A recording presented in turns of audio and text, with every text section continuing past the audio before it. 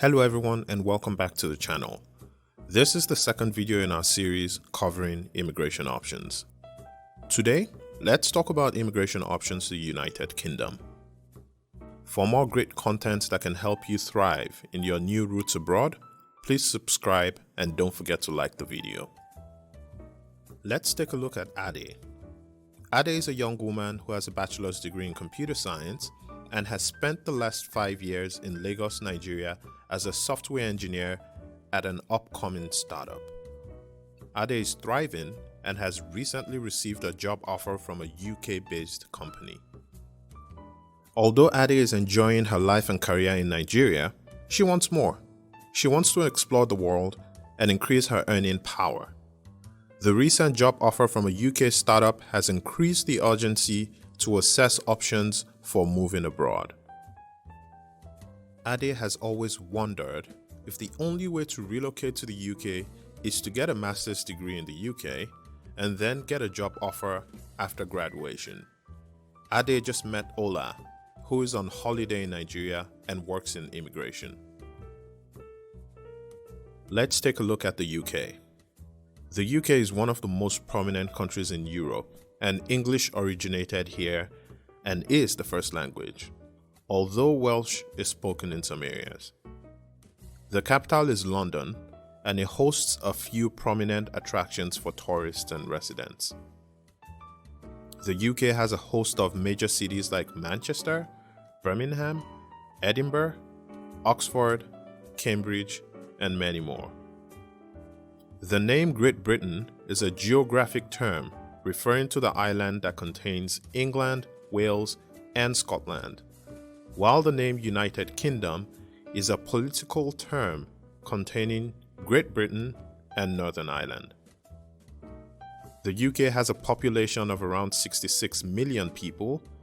It is a thriving economy that is a hotspot for tourists and migrants, boasting more than 600,000 migrants on a yearly basis who intend to stay in the UK for 12 months or more. Now let's go back to Ade's options. She's got a couple. The UK operates a fairly straightforward points-based system that requires different criteria to amass the needed points depending on her situation and interest. There is the skilled workers visa for experienced workers. The student visa is for those studying in the UK. The graduate visa route, which is for graduates from a UK university at a bachelor's, master's, or PhD level. The global talent visa, which is targeted at exceptional industry leaders.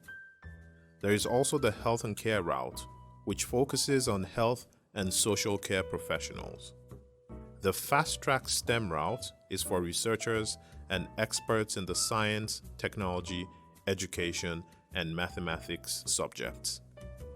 The last one we'll be looking at is the startup and innovator routes, which will focus on those with entrepreneurial leanings and businesses. Let's take a look at the skilled worker route for Ade. Now we need to know that she needs a job offer from an approved sponsor.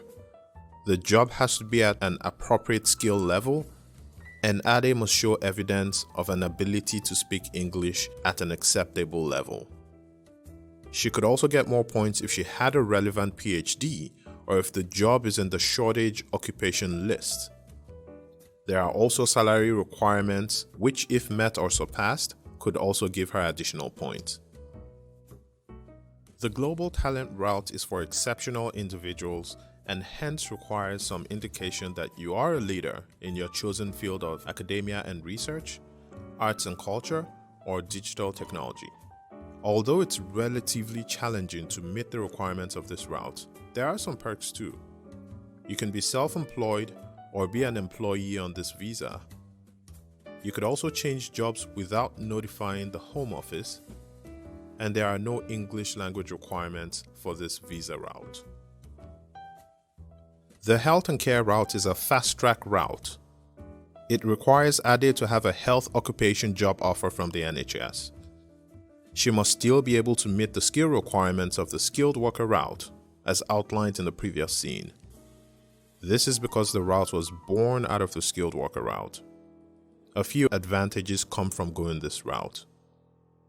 Ade should expect reduced fees and exclusion of the immigration health surcharge for her family members if she wanted to include them in her application. This route is specifically for prominent, exceptional individuals in the science, tech, education, and mathematics fields.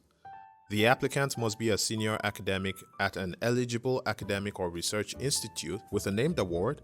They must also be capable of speaking English and be in the possession of an endorsement from a relevant UK body, which is approved by the Home Office in the UK. The startup and innovation route is open to individuals or teams, meaning Ade could apply on her own or as a part of a team.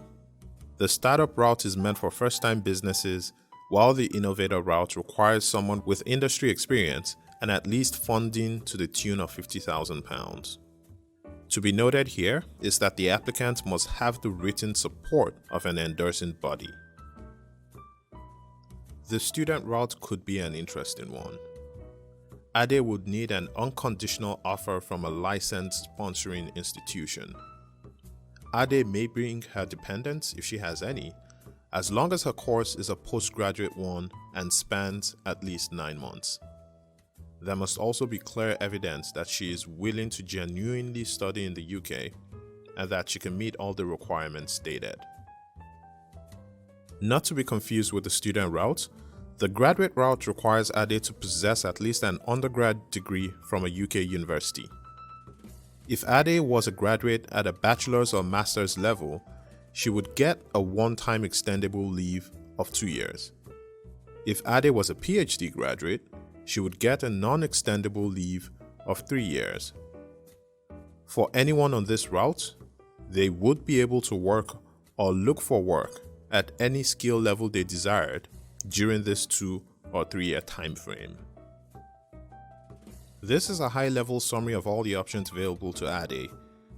With a quick glance, she could see what different routes exist, their similarities, unique requirements, conditions, processing time, alongside fees needed to make an application.